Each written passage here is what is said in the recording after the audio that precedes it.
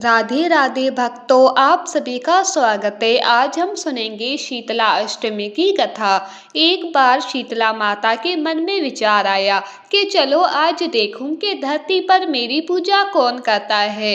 यही सोचकर शीतला माता राजस्थान के एक गांव में आई और देखा कि इस गांव में उनका कोई मंदिर नहीं है और ना ही उनकी पूजा होती है।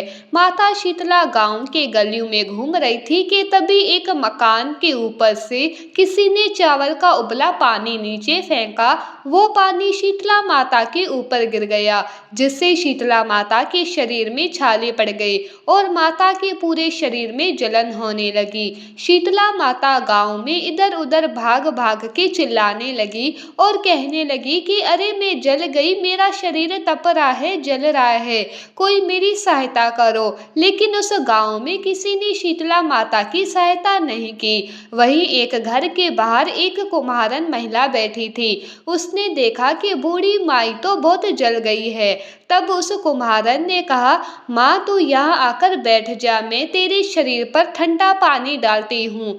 कुम्हारन ने उस बूढ़ी माई के ऊपर खूब ठंडा पानी डाला और बोली, माँ मेरे घर में रात की बनी हुई राबड़ी रखी है और थोड़ा दही भी है, तू दही राबड़ी खा ले। जब बूढ़ी माई ने ठंडी ज्वार के आटे की राबड़ी और दही खाया, तब जाकर उसके शरीर को ठंडक मिली। तब उस कुम्हारन ने कहा, आ माँ बैठ जा, तेरे सर के बाल बहुत बिखरे हुए हैं, मैं तेरी चोटी गूंथ देती हूँ। और ऐसा कहते हुए कुम्हारन माई बुढ़िया की चोटी गूंथने के लिए बालों में कंघी करती रही। अचानक कुम्हारन ने देखा कि बूढ़ी माई की एक आंख बालों के अंदर छुपी है। ये देखकर वो कुम्हारन घबरा कर भागने लगी कि तभी उस बूढ़ी माई ने कहा, रुक जा बेटी, तू डर मत, मैं भूत प्रेत नहीं हूँ, मैं शीतला देवी हूँ। मैं तो धरती पर देखने आई थी कि कौन मुझे पूजता है। इतना कहकर माता अपने असली रूप में प्रकट हो गई। माता के दर्शन कर कुम्हारन सोचने लगी कि अब मैं गरीब इन माता को कहाँ बिठाऊं।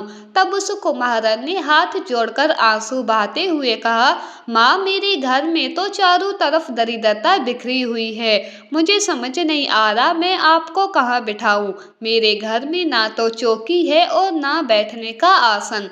तब शीतला माता प्रसन्न होकर कुम्हारन के घर पर खड़े हुए गद्दे पर बैठ गई और एक हाथ में झाड़ू तो वहीं दूसरे हाथ में डलिया लेकर उस कुम्हारन के घर की दरिद्रता को झाड़ कर डलिया में भरकर बाहर फेंक दिया और उस कुम्हारन से कहा, बेटी मैं तेरी सच्ची भक्ति से प्रसन्न हूँ, अब तुझे जो चाहिए मुझसे मांग लो।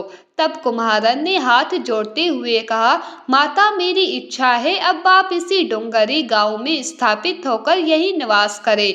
जिस प्रकार आपने मेरे घर की दरिद्रता को साफ कर दिया है, ऐसे ही आपको जो भी भक्त होली के बाद की सप्तमी को पूजे और अष्टमी के दिन आपको ठंडा जल, दही व बासी ठंडा भोजन चढ़ाए, उसके घर की दरिद्रता दूर हो जाए और आपकी पूजा करने वाली महिला को अखंड सौभाग्य की प्राप्ति होगी। साथ ही उसकी गोद हमेशा भरी रहे। साथ ही जो पुरुष शीतला अष्टमी को नाई के यहाँ बाल ना कटवाए, धोबी को अपने कपड़े धुलने ना दे और आप पर ठंडा जल चढ़ाकर नारियल फूल चढ़ाए, साथ में परिवार सहित ठंडा बासी भोजन करे, उसके काम धंधे में कभी कोई परेशानी ना आए। तब माता बोली, हे बेटी, जो तूने वरदान मांगे हैं मैं सब तुझे देती हूँ। साथ ही मेरी पूजा का मुख्य अधिकार इस धरती पर सिर्फ कुम्हार जाति का ही होगा।